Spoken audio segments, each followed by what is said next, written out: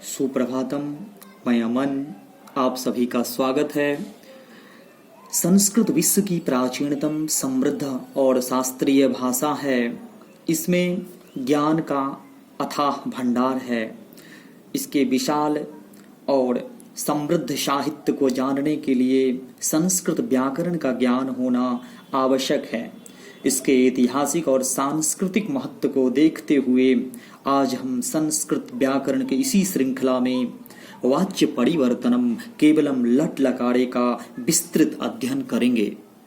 तो सबसे पहले वाच्य के बारे में हम लोग जानते हैं। संस्कृत वाक्ये क्रियापदेन प्रधान रूपेण यह कथ्यते सह एव क्रियाया वाच्यम भवति। अर्थात संस्कृत वाक्य में क्रियापद के द्वारा प्रधान रूप से जो कहा जाता है वही क्रिया का वाच्य होता है। यथा यथा मतलब जैसे अहम पुस्तकम पठामि मया पुस्तकम पठ्यते। वाच्यस्य त्रयः भेदाः सन्ति। वाच्य के तीन भेद होते हैं, कर्तरि वाच्य, कर्मवाच्य और भाववाच्य। कर्मवाच्यस्य भाववाच्यस्य च वाक्ये क्रिया मूल धातो य विक्रणम योजित्वा आत्मने पद रूपे भवति। कर्मवाच्य के और भाववाच्य के वाक्य में क्रिया मूल धातु में य विकरण जुड़कर आत्मने पद में रूप होते हैं। यथा मतलब जैसे गम में य गम धातु है, गम में य विकरण जुड़ा और उसके बाद आत्मने पद के सूत्र ते है। ये जुड़ने के बाद गम्यते का निर्माण हुआ। दा, फिर उसके बाद दा में य विकरणम है, उसके बाद ते आत्मने पद के सूत्र हैं। ये जुड़ने के बाद दीयते का बना। अकर्मक क्रियाया कर्म न भवति। अकर्मक क्रिया में कर्म नहीं होता है। यथा मतलब जैसे तेन गम्यते बालकेन लिख्यते। कर्तरि वाच्यम क्रिया कर्तरि पदानुसारे भवति तत्र कर्तरि वाच्यम कथ्यते। अस्मिन् कर्तरि प्रथमा कर्मणि च द्वितीया विभक्ति भवति। क्रियापदे कर्तानुसारं परस्मै पदस्य आत्मने पदस्य च उभयो प्रयोगः भवति। कर्तरि वाच्य के बारे में हम लोग जानते हैं। हिंदी में अर्थ क्रिया कर्तरि पद के अनुसार होता है। तत् वह कर्मवाच्य कहलाते हैं। अस्मिन् कर्तरि प्रथमा कर्मणि च द्वितीया विभक्ति भवति। इसमें कर्तरि प्रथमा और कर्मणि द्वितीया विभक्ति होती है। क्रियापद में कर्तानुसार परस्मै पद के और आत्मने पद के दोनों का प्रयोग होता है। यथा अहम पुस्तकम पठामि सह गृहं गच्छति। कर्मवाच्यम यस्मिन् क्रिया कर्म पदानुसारं भवति तत् कर्मवाच्यम कथ्यते। अस्मिन् कर्तरि तृतीया कर्मणि च प्रथमा विभक्ति भवति। क्रियापदे कर्म अनुसारम आत्मने पदस्य प्रयोगः भवति। अर्थ कर्मवाच्य। इसमें कर्मवाच्य में क्रिया कर्म पद के अनुसार होती है। उसे कर्म वाच्य कहते हैं। अस्मिन् इसमें कर्तरि तृतीया यानी कर्ता तृतीया और कर्म प्रथमा विभक्ति में होती है। क्रियापद कर्म के अनुसार आत्मने पद के प्रयोग होता है। यथा मतलब होता है जैसे राकेशेन ग्रंथ पठ्यते सीमया शीतल पेयम पीयते। यहाँ राकेशेन कर्ता है, इसमें तृतीया विभक्ति है। यहाँ ये कर्म है, इसमें प्रथमा विभक्ति है और ये आत्मने पद पे है क्रिया। भाववाच्यम यस्मिन् वाक्ये कर्तरु कर्मण च प्रधानता न भवति अपितु भावस्य एव प्रधानता भवति तत् भाववाच्यम कथ्यते। अस्मिन् कर्म अकर्मक क्रिया एव भवति। क्रियायां य विकरणं योजित्वा आत्मने पदस्य प्रत्ययाः लगन्ति। कर्तरि पदे तृतीया विभक्ति भवति। क्रिया च आत्मने पदस्य प्रथम पुरुष एकवचने एव भवति।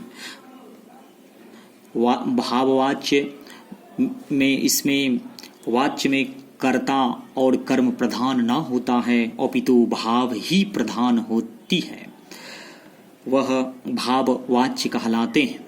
इसमें अकर्मक क्रिया ही होती है। क्रिया में यौ विकरण जोड़कर आत्मनेपद प्रत्यय लगती है। कर्तरी पद में तृतीया विभक्ति होती है और क्रिया आत्मनेपद के प्रथम पुरुष एक वचन में ही होती है। यथा शोभया हस्यते वानरे कंडूयते। कर्तरी वाच्यात् कर्मवाच्यम नियम। कर्तरी वाच्य से कर्मवाच्य बनाने के नियम। कर्तरी वाच्य के कर्ता की प्रथमा विभक्ति के स्थान पर कर्मवाच्य में तृतीया विभक्ति हो जाती है। कर्तरी वाच्य के कर्म की द्वितीया विभक्ति के स्थान पर कर्मवाच्य में प्रथमा विभक्ति हो जाती है। कर्मवाच्य में क्रिया का पुरुष और वचन कर्म के पुरुष और वचन के अनुसार हो जाता है।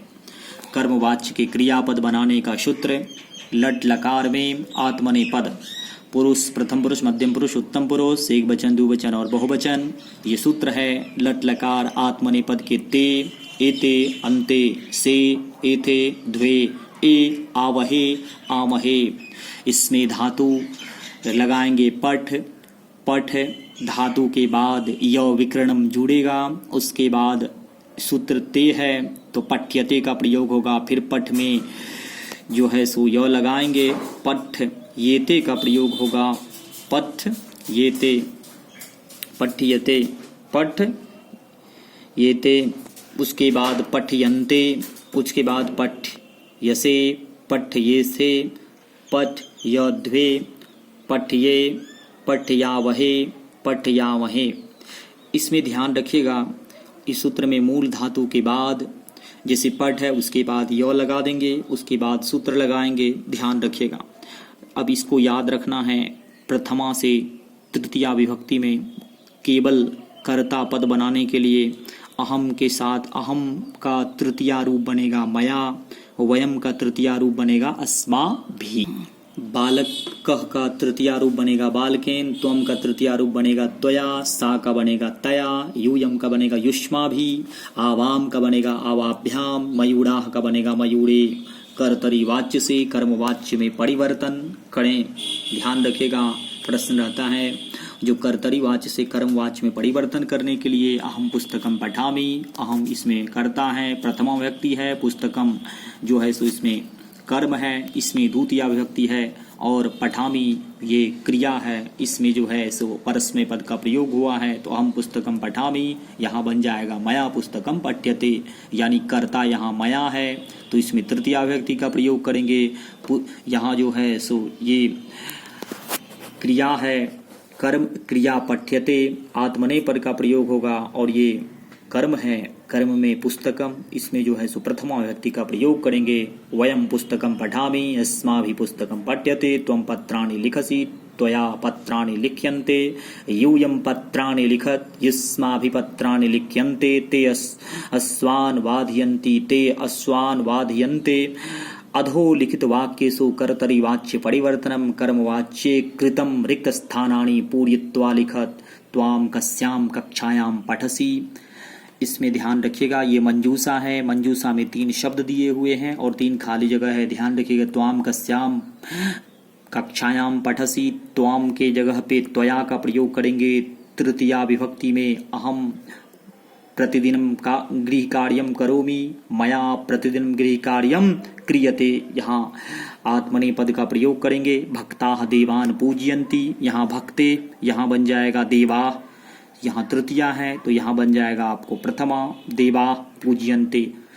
अधिक जानकारी के लिए या अगर किसी प्रकार का आपको दिक्कत हो तो इसके लिए ये मेरा चलभाष संख्या है 9801915919।